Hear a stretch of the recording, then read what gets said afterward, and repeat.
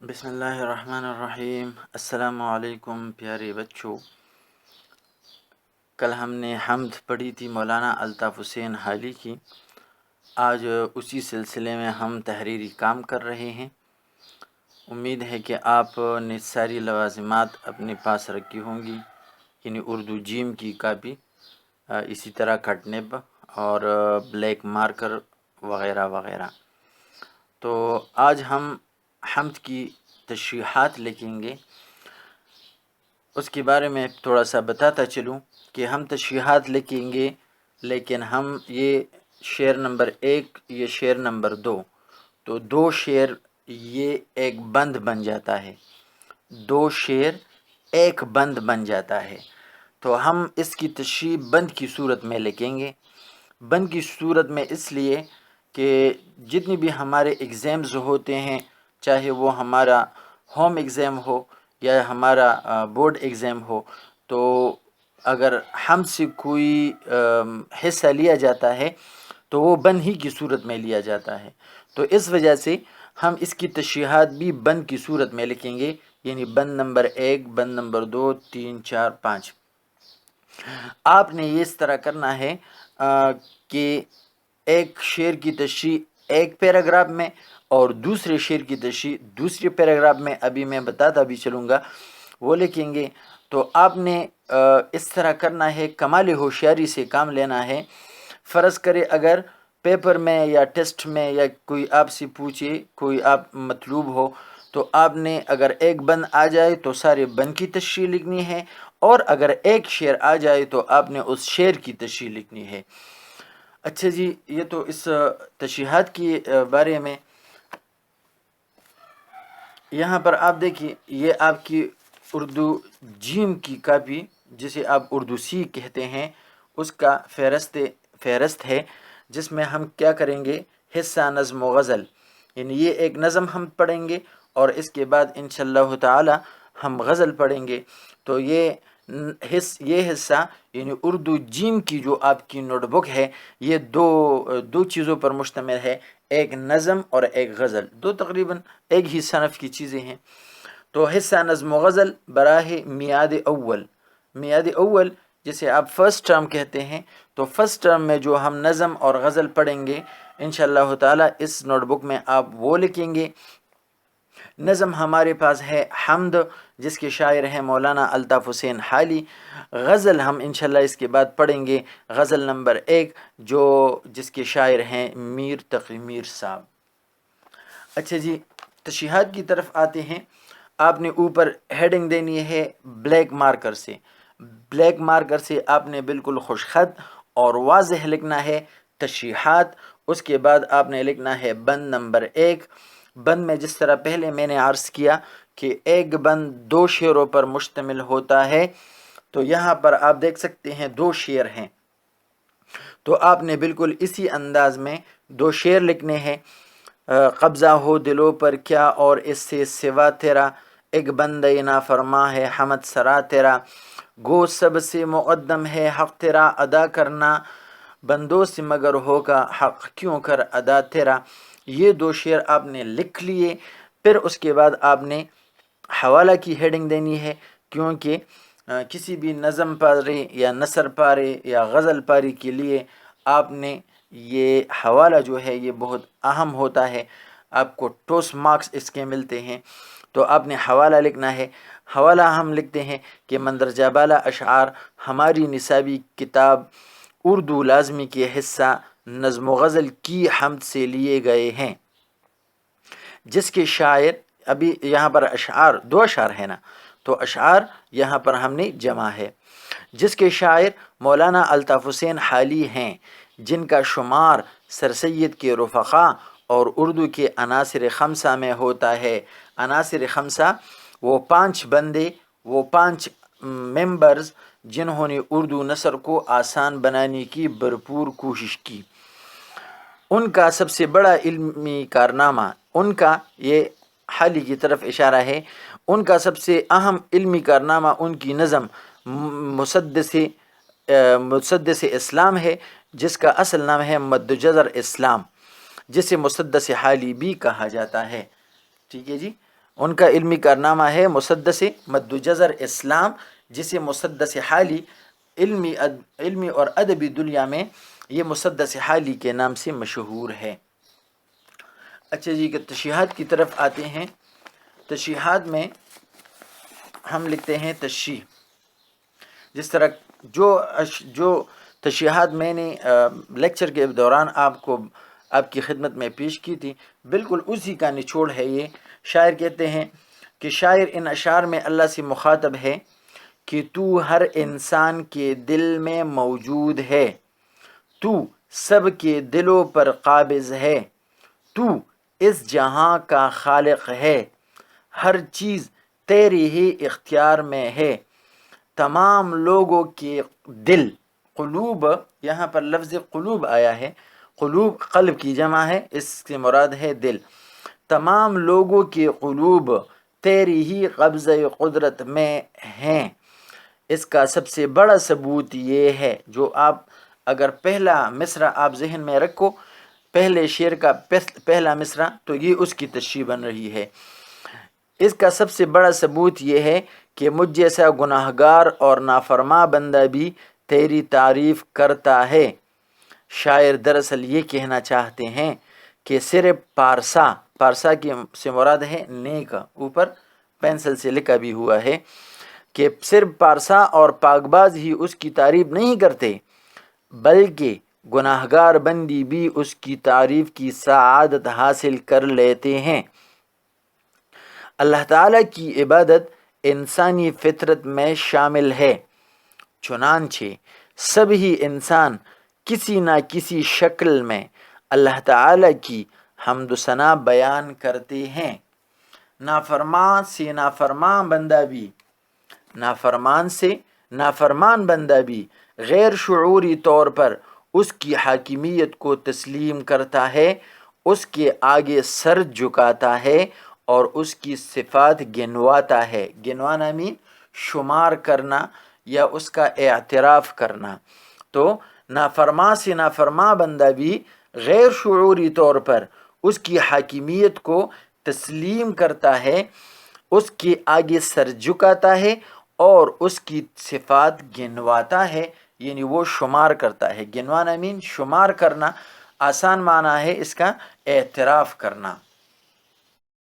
اچھا جی، بن کے دوسرے شعر کی تشریح کی طرف بڑھنے سے پہلے آپ ذرا یہ آج کا ہوم ورک بھی نوٹ کریں۔ آج آپ کا ہوم ورک ہوگا حمد بند نمبر 1 کی تشریحات یاد کریں۔ بند نمبر 1 یعنی جو 2 اشعار سے جو ایک بند بنتا ہے، تو اس کی جو تشریح ہم نے آج لکھی ہے، یہ آج آپ کا ہوم ورک ہوگا اور یہ آج آپ یاد کریں۔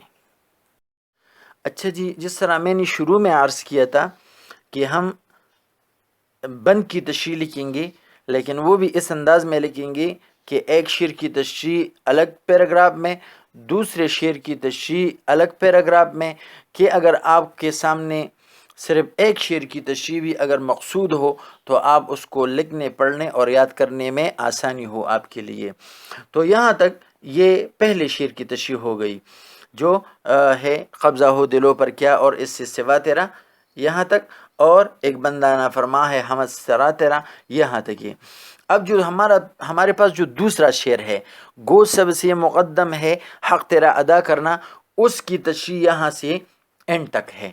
تو آپ نے ابھی یہاں پر ایک سٹار کا نشان دینا ہے اور پھر ایک 1 فنگر گیپ چھوڑ کر یہاں یہ لکھنا ہے، تاکہ پڑھنے والے کو پتہ چلے کہ یہ لکھنے والے نے یہ دوسرا پیراگراف شروع کیا ہے۔ خالق کی مخلوق ہونے کے ناطے ہم سب پر اس کا یہ حق بنتا ہے کہ اس کی اطاعت کر کے حقوق اللہ پورے کریں، یعنی جو اللہ کا حق ہے وہ پورا کریں، لیکن اس کی مہربانیاں، کرم اور عنایات اس قدر زیادہ ہیں، اس قدر بے شمار ہیں کہ ان سب کا حق ادا کرنا انسان کی بس کی بات نہیں۔ یعنی یہ انسان، یہ کمزور انسان، یہ لاچار انسان، جسے اللہ تعالیٰ نے خود کمزور کہا ہے، وَخُلِقَ الْإِنسَانُ ضَعِيفًا کہ میں نے اس انسان کو کمزور بنایا ہے. تو اس انسان کے بس میں نہیں ہے کہ اس اللہ تعالیٰ کا کما حقہ حق ادا کرے. اس میں اتنی طاقت اور ہمت ہی نہیں کہ وہ اس کی نعمتوں کا حق ادا کرے. بلکہ حق تو چھوڑو، یہاں پر یہ حق تو چھوڑو، بلکہ ہم تو پوری طرح شکر بھی ادا نہیں کر سکتے. شاعر دراصل اللہ کے بندوں پر بے شمار نعمتوں اور رحمتوں کا ذکر فرما رہے ہیں جو اس کی مخلوقات کے لیے بلا تفریق مخصوص ہیں، یعنی عام ہے.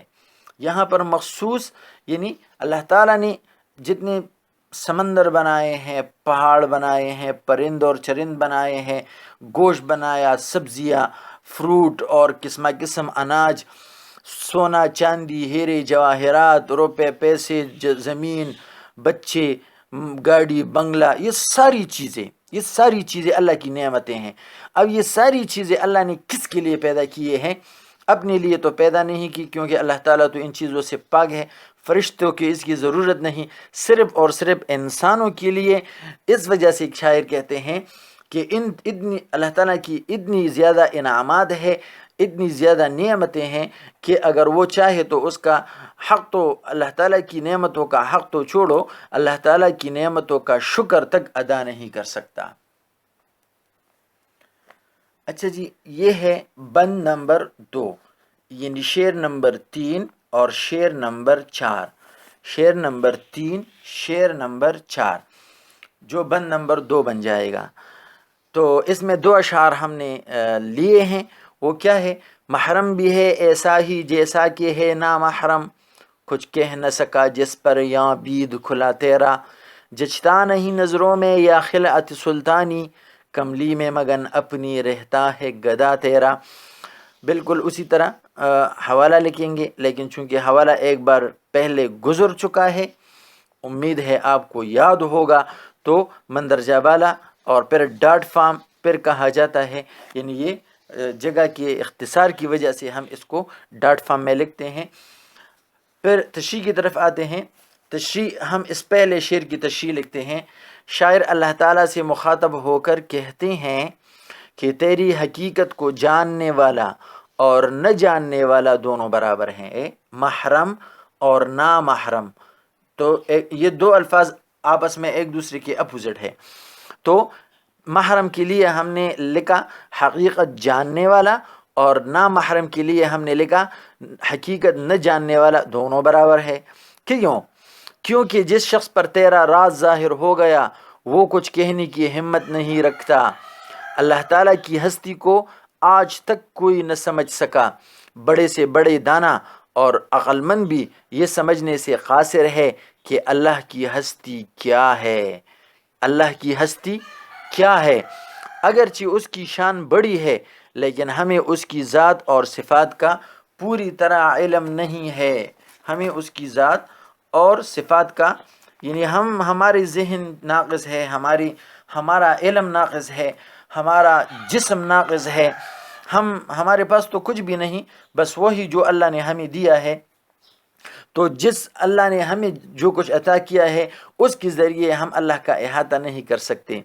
تو ہم اس بات کو تسلیم کرتے ہیں کہ اس کی ذات برحق ہے، وہ ہر جگہ موجود ہے، لیکن اس کی بابرکت ذات کو پوری طرح سمجھنا ہماری عقل اور سمجھ سے بالاتر ہے. کیونکہ ہم اللہ تعالیٰ کو اس کی قدرتوں سے پہچانتے ہیں کہ اس وسیع کائنات کو تخلیق کرنے والی ہستی صرف اللہ تبارک و تعالی ہے.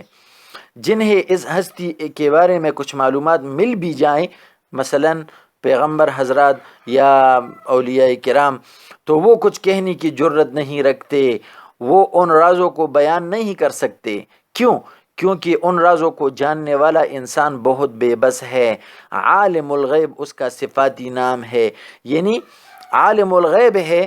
وہ جس طرح غیب ہے بس اسی طرح اس پر ایمان، یعنی جتنی اس کی صفات ہے، ساری صفات کو چاہے وہ ہم سمجھے یا نہ سمجھے، اس پر ایمان رکھنا یہ ہمارے لیے ضروری اور لازمی ہے. اچھا جی، یہ تو شعر نمبر 3 کی تشریح. اب شعر نمبر 4 کی تشریح، چونکہ یہاں سے ہم شروع کرنے والے ہیں تو آپ نے سٹار لگانا ہے، 1 فنگر گیپ چھوڑنا ہے اور پھر اس کی تشریح لکھنی ہے. شاعر نے اللہ والے لوگوں کی صفات بیان کی ہے. جچتا نہیں نظروں میں یا خلعت سلطانی. میں نے لیکچر میں بیان کیا تھا کہ اس شعر میں اللہ والے لوگوں کی، اللہ کے جو عاشق ہیں ان کی بارے میں، اللہ کی جو سچی عاشق ہیں ان کے بارے میں بات ہو رہی ہے کہ شاعر نے اللہ والے لوگوں کی صفات بیان کی ہے کہ جن لوگوں کے دلوں میں اللہ کی عظمت و محبت بیٹھ جاتی ہے، پائی جاتی ہے، بیٹھ جاتی ہے، وہ دنیاوی چیزوں کی طرف آنکھ اٹھا کر بھی نہیں دیکھتے. وہ اس شاہی لباس کو جو کسی کو انعام کے طور پر مل جائے اپنے اس پھٹے پرانے کمبل یا بوسیدہ چادر سے بہتر نہیں جانتے. یعنی یہ جو بادشاہی لباس ہوتا ہے تو یہ لوگ دنیاوی لوگوں کی نظروں میں بہت بڑی قیمت رکھتی ہے، لیکن یہ جو اللہ والے لوگ ہیں یہ دنیاوی چیزوں کو کچھ بھی اہمیت نہیں دیتے، جس میں وہ اپنے رب کی عبادت کرتے ہیں اور یاد الہی میں مشغول رہتے ہیں. شاعر کے خیال میں اللہ والے لوگوں کی نگاہوں میں دنیاوی ساز و سامان کی کوئی قدر و قیمت نہیں ہوتی، نہیں ان کے لیے اور نہ ہی ان کے لیے شاہی دربار میں کشش رہتا ہے. یعنی یہ جو شاہی دربار، یا اس سے یہاں مراد دنیاوی ساز و سامان، وہی دنیا کے نوکر چاکر اور بنگلہ اور گاڑی، یہ چیزیں ان کے لیے اس میں کوئی کشش نہیں ہوتی، بلکہ دنیا سے بے نیاز ہو کر اللہ کا قرب حاصل کر کے وہ اس کے رازوں کو پا لیتا ہے کہ اللہ تعالیٰ کتنی بڑی شان کا مالک ہے. اللہ تعالیٰ کی ان قدرتوں کو وہ براہ راست دیکھ سکتا ہے جن کو ہم صرف کتابوں میں پڑھ سکتے ہیں. تو وہ دنیا سے بے نیاز ہو کر اللہ کا قرب حاصل کر کے وہ اس کے رازوں کو پا لیتا ہے اور اہل دنیا سے بیگانہ ہو جاتا ہے. اہل دنیا سے ایسے عاشق لوگ دنیا سے بیگانے ہو کر کسی جنگل میں رہتے ہیں یا کسی جھونپڑی میں رہتے ہیں، ہر وقت اللہ اللہ کرتے رہتے ہیں، اگرچہ ان کی نظریں جھکی ہوئی ہوتی ہے لیکن وہ آسمانوں اور زمینوں کی رازوں کو اور اس کے اسرار کو دیکھ سکتا ہے. ایک دوسرے شاعر میر تقی میر نے اس کو ایک زبردست انداز میں لکھا ہے، کہتا ہے تو یہ بقول شاعر، یہ ہم بقول شاعر یعنی شعر کا حوالہ دے کر ہم اس کی تشریح کو اور زیادہ وزندار بناتے ہیں. محرم راز تو بہت ہے میر، جس کو کہتے ہیں رازداں تو ہے. ٹھیک ہے جی. تو یہ اگر یہ حوالے کا شعر اگر آپ لکھیں تو اس چیکر پر اور پڑھنے والے پر اس کا بہت اچھا اثر پڑتا ہے. السلام علیکم.